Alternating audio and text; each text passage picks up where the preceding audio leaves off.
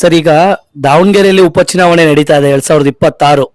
ಅಂದ್ರೆ ಶಾಮನೂರು ಶಿವಶಂಕರಪ್ಪನವರ ನಿಧಾನದ ತೆರವಾದ ಉಪಚುನಾವಣೆ ಆರಂಭವಾಗಿದೆ. ಸೊ ನಿಮ್ಮ ಒಂದು ಪಕ್ಷದ ಪ್ರಚಾರ, ನಿಮ್ಮ ಒಂದು ಗ್ಯಾರಂಟಿ ಸ್ಕೀಮ್ ಬಗ್ಗೆ ಏನ್ ಹೇಳ್ತೀರಾ?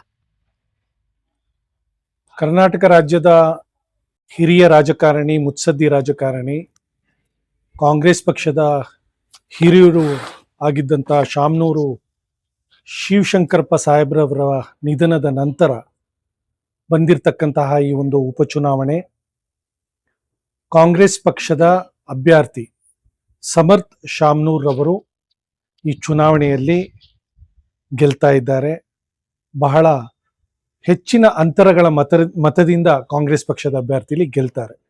ಇದಕ್ಕೆ ಕಾರಣ ಕರ್ನಾಟಕದಲ್ಲಿ ಇರ್ತಕ್ಕಂತಹ 5 ಗ್ಯಾರಂಟಿಗಳ ಬಡವರ ಪರ ಇರ್ತಕ್ಕಂತಹ, ಮಹಿಳೆಯರ ಪರ ಇರ್ತಕ್ಕಂತಹ, ಯುವಕರ ಪರ ಇರ್ತಕ್ಕಂತಹ, ಅಲ್ಪಸಂಖ್ಯಾತರು, ದಲಿತರು, ಹಿಂದುಳಿದ ವರ್ಗಗಳು, ಎಲ್ಲಾ ವರ್ಗದ ಬಡವರ ಈ ಒಂದು ಸರ್ಕಾರ, ಈ 5 ಗ್ಯಾರಂಟಿಗಳು ಇವತ್ತು ಈ ಚುನಾವಣೆಯನ್ನ ದಾವಣಗೆರೆ ದಕ್ಷಿಣದಲ್ಲಿ ನಮ್ಮ ಅಭ್ಯರ್ಥಿಗೆ ಗೆಲುವನ್ನ ಕೊಡ್ತದೆ ಎಂಬಂತಹ ನಮಗೆ ಸಂಪೂರ್ಣ ನಂಬಿಕೆ ಮತ್ತು ವಿಶ್ವಾಸ ಇದೆ.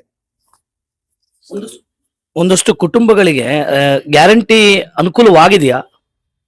ಒಂದಷ್ಟು ಕುಟುಂಬ ಅಲ್ಲ, ಅಂಕಿಅಂಶ ಇವತ್ತು ನಮ್ಮ ಕೇವಲ ರಾಜ್ಯ ಸರ್ಕಾರದ ಅಂಕಿಅಂಶ ಅಲ್ಲ, ಕೇಂದ್ರ ಸರ್ಕಾರ ಮತ್ತು ಹಲವಾರು ಅಂತಾರಾಷ್ಟ್ರೀಯ ಸಂಸ್ಥೆಗಳು ನಡೆಸಿರ್ತಕ್ಕಂತಹ ಸರ್ವೆಗಳು ಇವತ್ತು ಏನ್ ಹೇಳ್ತಾ ಇದೆ ಅಂತ ಹೇಳಿದ್ರೆ, ಕರ್ನಾಟಕ ರಾಜ್ಯದಲ್ಲಿ ನಮ್ಮ ಈ 5 ಗ್ಯಾರಂಟಿಗಳು 98% ಇವತ್ತು ಇಂಪ್ಲಿಮೆಂಟೇಷನ್ ಆಗಿದೆ. ಬಹಳ ಸಮರ್ಪಕವಾಗಿ, ಪ್ರಾಮಾಣಿಕವಾಗಿ ಈ 5 ಗ್ಯಾರಂಟಿ ಕಾರ್ಯಕ್ರಮಗಳನ್ನ ಕರ್ನಾಟಕದಲ್ಲಿ ನಾವು ಕೊಡುವಲ್ಲಿ, ಕರ್ನಾಟಕದ ಜನತೆಗೆ ಕೊಡುವಲ್ಲಿ ನಾವು ಯಶಸ್ವಿಯಾಗಿದ್ದೇವೆ. ಇದು 98%.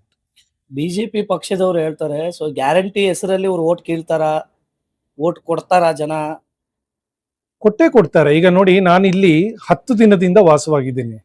ಈ ನಮ್ಮ ಪಕ್ಷದ ಈ ಒಂದು ಪ್ರಚಾರ ಕಾರ್ಯಕ್ರಮಗಳಲ್ಲಿ ಭಾಗವಹಿಸ್ತಾ ಇದ್ದೀನಿ, ಹಲವಾರು ಸಭೆಗಳಲ್ಲಿ ಭಾಗವಹಿಸ್ತಾ ಇದ್ದೀನಿ, ನಿಮ್ಮಂತ ಪತ್ರಕರ್ತರೊಡನೆ ಸಂವಾದ ಮಾಡ್ತಾ ಇದ್ದೀನಿ. ಅದೇ ರೀತಿಯಲ್ಲಿ ನಮ್ಮ ಗ್ಯಾರಂಟಿಯ ಫಲಾನುಭವಿಗಳು, ವಿಶೇಷವಾಗಿ ಶಕ್ತಿ ಮತ್ತು ಗೃಹಲಕ್ಷ್ಮಿ ಫಲಾನುಭವಿಗಳಿಗೆ ನಾನು ಭೇಟಿ ಆಗ್ತಾ ಇದ್ದೀನಿ. ಎಲ್ಲರ ಬಾಯಿಯಲ್ಲಿ ಏನಿದೆ ಅಂದ್ರೆ, ಈ 5 ಗ್ಯಾರಂಟಿಗಳಿಂದ ಅವರ ಜೀವನದಲ್ಲಿ ಒಂದು ಉತ್ತಮವಾದಂತಹ ಒಂದು ಅನುಕೂಲ ಆಗಿದೆ. ನಾವು ಈ 5 ಗ್ಯಾರಂಟಿ ನಮ್ಮ ಸರ್ಕಾರ ಮುಂದುವರಿಸಬೇಕು. ನಾವು ಈ ಚುನಾವಣೆಯಲ್ಲಿ ಕಾಂಗ್ರೆಸ್ ಪಕ್ಷದ ಅಭ್ಯರ್ಥಿಗೆ, ಕಾಂಗ್ರೆಸ್ ಪಕ್ಷಕ್ಕೆ ಮತವನ್ನ ಕೊಡ್ತೇವೆ.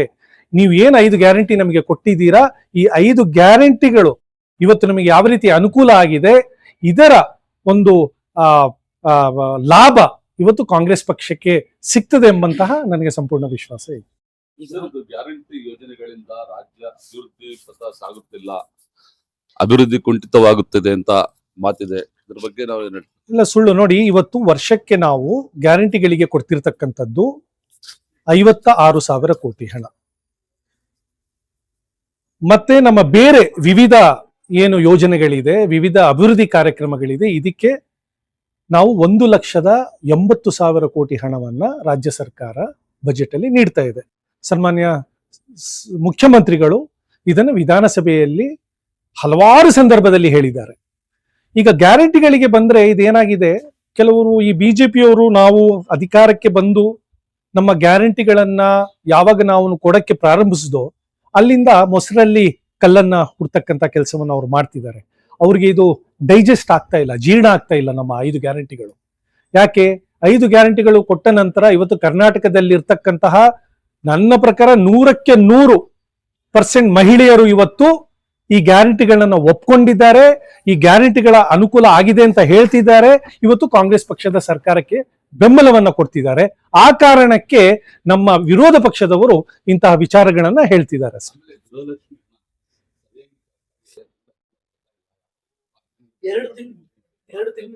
ಒಪ್ಕೊಳ್ತೀನಿ, ನಾನು ರಾಜ್ಯದ ಉಪಾಧ್ಯಕ್ಷನಾಗಿ ಒಪ್ಕೊಳ್ತೀನಿ. ಗೃಹಲಕ್ಷ್ಮಿ ಹಣ 2 ತಿಂಗಳದ್ದು ಸೇರಿ ಒಂದ್ಸಲ ಕೊಡ್ತಕ್ಕಂಥದ್ದು, ಒಂದ್ಸಲ 3 ತಿಂಗಳು ಬಾಕಿ ಇದ್ರೆ 2 ತಿಂಗಳು ಕೊಡ್ತಕ್ಕಂಥದ್ದು ಇದು ಆಗ್ತಾ ಇದೆ. ಆದ್ರೆ ನಾವು ಕೊಡ್ತಾ ಇದೀವಲ್ಲ, ನಿಲ್ಸಿಲ್ಲ ನಾವು. ನೀವು ಹೋಗಿ ಮಹಿಳೆಯರಿಗೆ ಕೇಳಿ, ಇದರಿಂದ ತೊಂದರೆ ಆಗ್ತಾ ಇದೆಯಾ ಅಂತ ನೀವು ಕೇಳಿದ್ರೆ ಯಾರು ತೊಂದರೆ ಆಗ್ತಿದೆ ಅಂತ ನಿಮಗೆ ಹೇಳಲ್ಲ. 2 ತಿಂಗಳದ್ದು ಸೇರಿ ನಮಗೆ ಸಿಗ್ತಾ ಇದೆ, ಇದರಿಂದ ಅನುಕೂಲನೇ ಆಗ್ತಾ ಇದೆ ಅಂತ ಹೇಳ್ತಾರೆ ಹೊರತು, ಯಾರು ಇವತ್ತು ನಾವು ಗೃಹಲಕ್ಷ್ಮಿನ ನಮಗೆ ಸಿಗ್ತಾ ಇಲ್ಲ, ಇದರಿಂದ ಅನಾನುಕೂಲ ನನಗೆ ತೊಂದರೆ ಆಗ್ತಾ ಇದೆ ಅಂತ ಯಾರು ಹೇಳ್ತಾ ಇಲ್ಲ. ಸರ್, ಈಗ ಸಾಲದ ರಾಮಯ್ಯ ಅಂತ ವಿರೋಧ ಪಕ್ಷದವರು ಹೇಳ್ತಾರೆ. ಸಾಲದ ರಾಮಯ್ಯ ಅಂತ ಹೇಳಿದ್ರೆ ವಿರೋಧ ಪಕ್ಷ ಅವ್ರಿಗೆಲ್ಲ ನೀವು ಕೇಳಿ, ಅವಾಗ ಅವರ ಪ್ರಶ್ನೆಯನ್ನ ಕೇಳ್ಬೇಕಾದ್ರೆ ದಯವಿಟ್ಟು ನೀವು ಅವ್ರಿಗೆ ಕೇಳ್ಬೇಕು.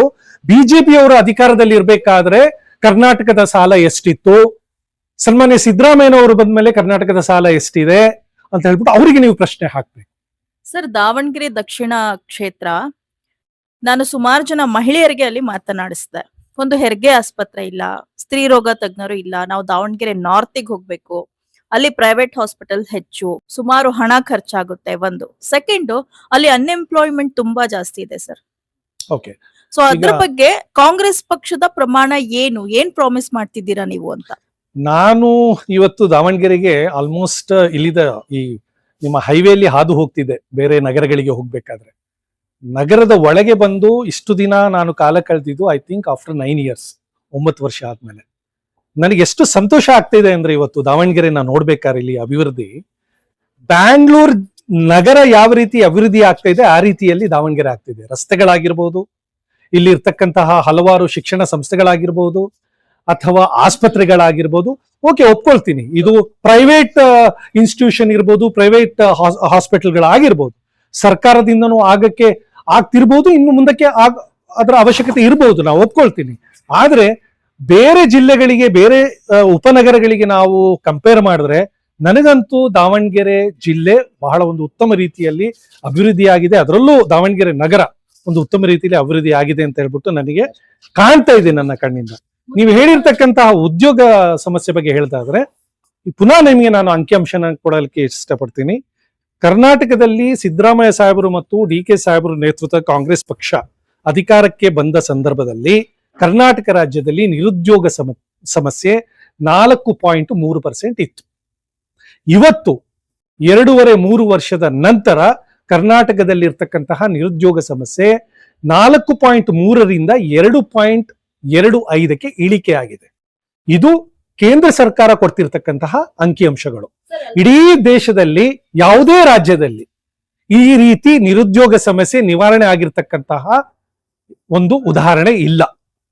ಸರ್, ಅಲ್ಪಸಂಖ್ಯಾತರ ಮನವೊಲಿಸುವಲ್ಲಿ ಕಾಂಗ್ರೆಸ್ ಪಕ್ಷ ಯಶಸ್ವಿ ಆಗಿದೆ ಅಂತ ಅನ್ಸ್ತಾ ಇದೆಯಾ ನಿಮ್ಗೆ? ಹೌದು, ಆಗಿದೆ, ನಾವು ಒಪ್ಕೊಳ್ತೀನಿ. ನೋಡಿ, ಚುನಾವಣೆ ಸಂದರ್ಭದಲ್ಲಿ ಯಾವುದೇ ವರ್ಗದವರು, ಯಾವುದೇ ಸಮುದಾಯದವರು, ಯಾರೇ ಅಭ್ಯರ್ಥಿಗಳು ಒಂದು ಪಕ್ಷದಿಂದ ಟಿಕೆಟ್ ಅನ್ನ ನಿರೀಕ್ಷೆ ಮಾಡ್ತಕ್ಕಂಥದ್ದು ಸಹಜ, ಅದರಲ್ಲಿ ತಪ್ಪೂ ಇಲ್ಲ.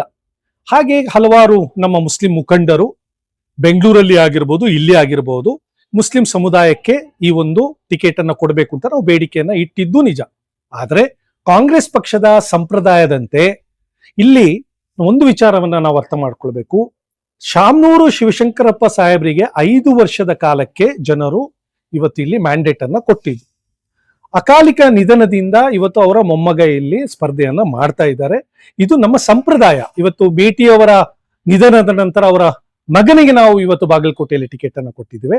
ಅದೇ ರೀತಿಯಲ್ಲಿ ದಾವಣಗೆರೆಯಲ್ಲಿ ನಾವು ನಮ್ಮ ಸಂಪ್ರದಾಯದಂತೆ ಅವರ ಮೊಮ್ಮಗನಿಗೆ ನಾವು ಟಿಕೆಟ್ ಅನ್ನ ಕೊಟ್ಟಿದ್ದೇವೆ. ಒಂದು ಸಲ ಟಿಕೆಟ್ ಅನ್ನ ಕೊಟ್ಟ ನಂತರ ನಮ್ಮ ಪಕ್ಷದಲ್ಲಿ ಇರ್ತಕ್ಕಂತಹ ಎಲ್ಲಾ ಕಾರ್ಯಕರ್ತರು, ನಾಯಕರು ನಮ್ಮ ಹೈಕಮಾಂಡ್ ತೀರ್ಮಾನದಂತೆ ನಾವು ಕೆಲಸ ಮಾಡ್ತಕ್ಕಂಥದ್ದು ಇದು ನಮ್ಮ ಪಕ್ಷದ ಪದ್ಧತಿ ಮತ್ತು ಇದು ನಮ್ಮ ಪಕ್ಷದ ಒಂದು ಶಿಸ್ತು. ಆದ ಕಾರಣ ನಮ್ಮ ಪಕ್ಷದ ಎಲ್ಲಾ ನಾಯಕರು, ಇವತ್ತು ಮುಸ್ಲಿಂ ನಾಯಕರು ಎಲ್ಲರೂ ಇವತ್ತು ದಾವಣಗೆರೆಯಲ್ಲಿ ಇದ್ದಾರೆ. ರಾಜ್ಯದ ಎಲ್ಲ ಮಂತ್ರಿಗಳು ಬಂದಿದ್ದಾರೆ. ವಿಶೇಷವಾಗಿ ನಾನು ಹೇಳೋದಾದ್ರೆ ಸಲೀಂ ಅಹಮದ್ ರವರು, ರಿಜ್ವಾನ್ ಅವರು, ಇವರು 10-15 ದಿನದಿಂದ ಇಲ್ಲಿ ಠಿಕಾಣೆಯನ್ನ ಹೂಡಿ ಇವತ್ತು ಪ್ರಚಾರವನ್ನ ಮಾಡ್ತಿದ್ದಾರೆ. ಅದೇ ರೀತಿ ಡಾಕ್ಟರ್ ನಾಸೀರ್ ಹುಸೇನ್ ರವರು, ತನ್ವೀರ್ ಸೇಠ್ ರವರು, NA ಹ್ಯಾರಿಸ್ ರವರು, ನಿನ್ನೆ ಜಮೀರ್ ಅಹಮದ್ ಸಾಹೇಬರು ಇವತ್ತು ಇಲ್ಲಿಗೆ ಬಂದಿದ್ದಾರೆ. ಸೊ ಇದು ಚುನಾವಣೆಯ ಪ್ರಚಾರ ಪ್ರಾರಂಭವಾಗಿದೆ. ಇವತ್ತು ಮುಸ್ಲಿಂ ಸಮುದಾಯ ಕಾಂಗ್ರೆಸ್ ಪಕ್ಷದೊಡನೆ ಇದೆ. ಎಲ್ಲರೂ ಒಗ್ಗಟ್ಟಾಗಿ ನಮಗೆ ಈ ಸಂದರ್ಭದಲ್ಲಿ ಮತವನ್ನ ಚಲಾಯಿಸಿ ನಮ್ಮ ಅಭ್ಯರ್ಥಿಗೆ ಗೆಲ್ಲಿಸ್ತಾರೆ ಅಂತ ಹೇಳ್ತಕ್ಕಂಥ ನಂಬಿಕೆ ನನಗೆ ಇದೆ. ಸರ್, ಚುನಾವಣೆಗೆ ಇನ್ನೇನು 2 ದಿನ ಬಾಕಿ ಇದೆ. ಮಹಿಳಾ ವೋಟರ್ಸ್ ಕೂಡ ತುಂಬಾ ಜನ ಇದ್ದಾರೆ. ಸೊ ವೋಟರ್ಸ್ಗೆ ನಿಮ್ಮ ಮೆಸೇಜ್ ಏನು? ನಾನು ವಿಶೇಷವಾಗಿ ದಾವಣಗೆರೆ ದಕ್ಷಿಣ ವಿಧಾನಸಭಾ ಕ್ಷೇತ್ರದ ಮಹಿಳಾ ನಮ್ಮ ಮತದಾರರಲ್ಲಿ ವಿನಂತಿಸ್ಕೊಳ್ತೀನಿ.